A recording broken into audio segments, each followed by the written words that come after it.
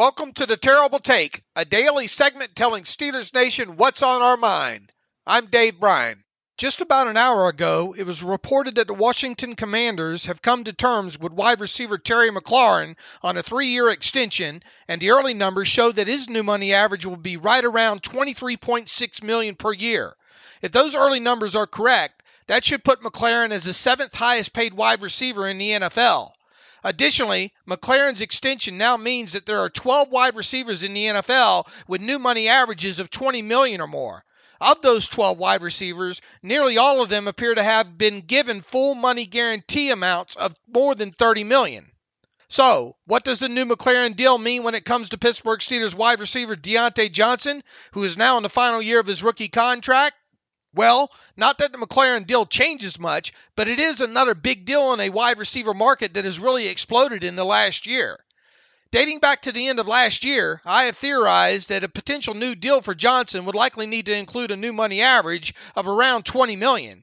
When you look at the guaranteed monies that have been given to these wide receivers the last year, it would be reasonable to expect that Johnson is looking for no less than $30 million fully guaranteed, and that's on the extreme low side. Even if Johnson were to be okay with being the 15th highest paid wide receiver in the NFL right now, you would still be looking at him having a new money average of $18 million per year and full guarantees of at least $30 million. That said, an agent would be foolish to let him sign such a deal right now, if you ask me. Assuming the Seattle Seahawks get wide receiver DK Metcalf signed to a mega money deal in the next several weeks, Johnson would then be poised to be the 2023 free agent prize at the wide receiver position if he doesn't get an extension signed before week 1.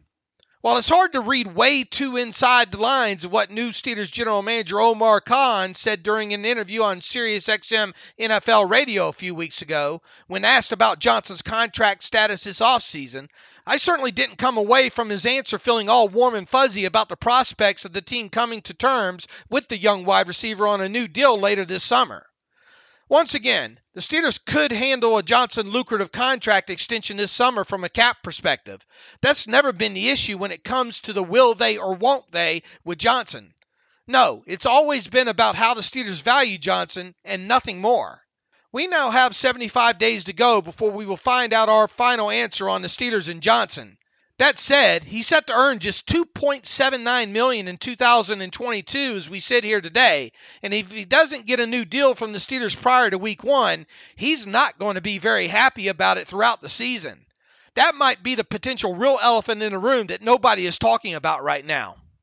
Be sure to follow us at SteelersDepot.com and check out episodes of The Terrible Take every day at 5 p.m. Eastern Time.